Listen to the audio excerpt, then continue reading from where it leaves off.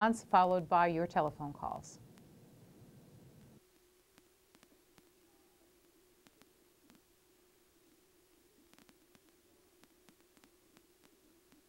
Good evening.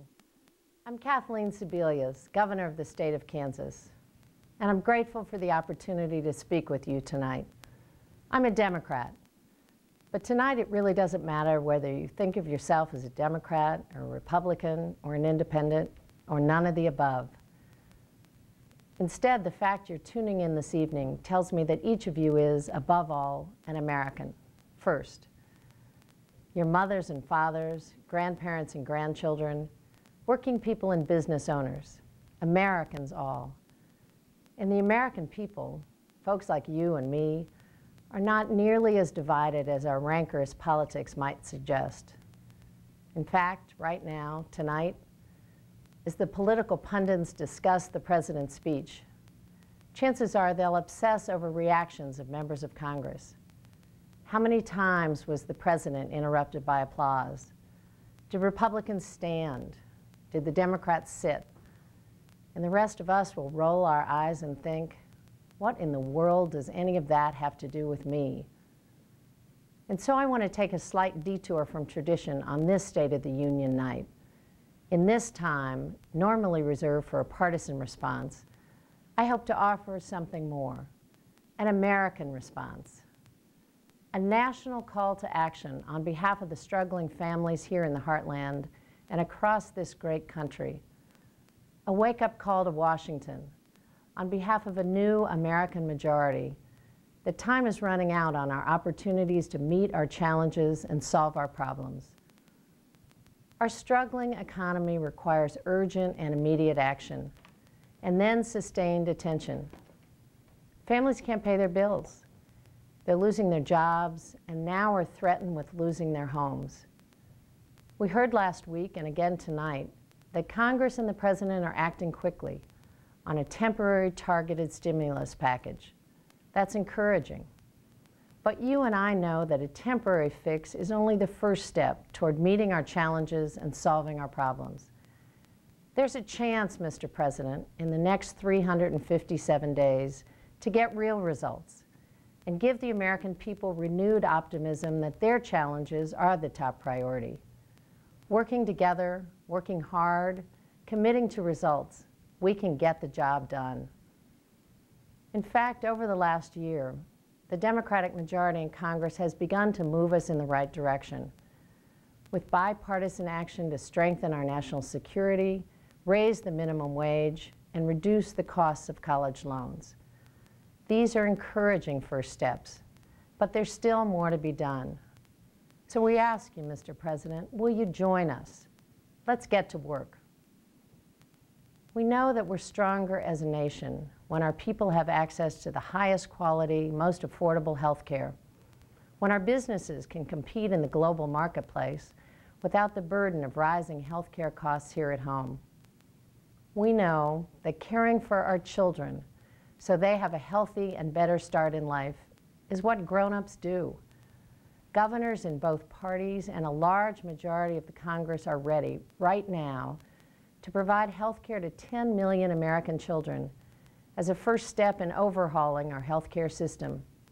Join us, Mr. President. Sign the bill and let's get to work.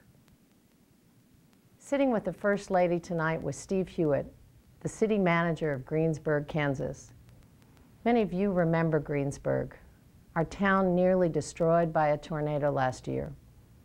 Thanks to Steve's efforts and hundreds of others in our state and across the country, Greensburg will recover.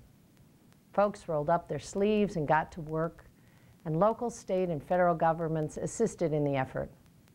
But more than just recover, the Kansans who live in Greensburg are building green, rebuilding a better community for their children and grandchildren, making shared sacrifices and investments for the next generation. Greensburg is not alone. You and I stand ready to protect our environment for future generations and stay economically competitive. Mayors have committed their cities to going green. Governors have joined together, leading efforts for energy security and independence. And the majority in Congress are ready to tackle the challenge of reducing global warming and creating a new energy future for America. So we ask you, Mr. President, will you join us? It's time to get to work. Here in the Heartland, we honor and respect military service. We appreciate the enormous sacrifices made by soldiers and their families. As governor of Kansas, I'm the commander-in-chief of our National Guard. Over the past 5 years, I've seen thousands of soldiers deployed from Kansas. I visited our troops in Iraq, attended funerals and comforted families, and seen the impact at home of the war being waged.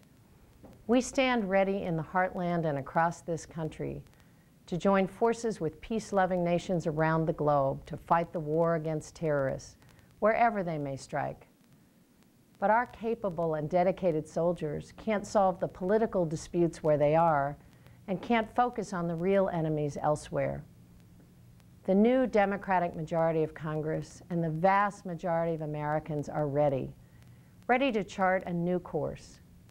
If more Republicans in Congress stand with us this year, we won't have to wait for a new president to restore America's role in the world and fight a more effective war on terror. The last 5 years have cost us dearly, in lives lost, in thousands of wounded warriors whose futures may never be the same, in challenges not met here at home because our resources were committed elsewhere. America's foreign policy has left us with fewer allies and more enemies.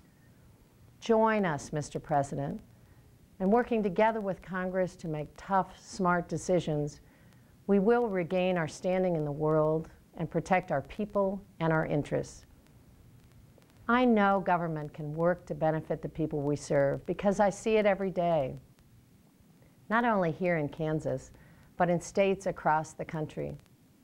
I know government can work, Mr. President, because like you, I grew up in a family committed to public service. My father and my father-in-law both served in Congress, one a Republican and one a Democrat. They had far more in common than the issues that divided them. A love for their country that led them from military service to public service, a lifetime of working for the common good, making sacrifices so their children and grandchildren could have a better future. They are called the greatest generation.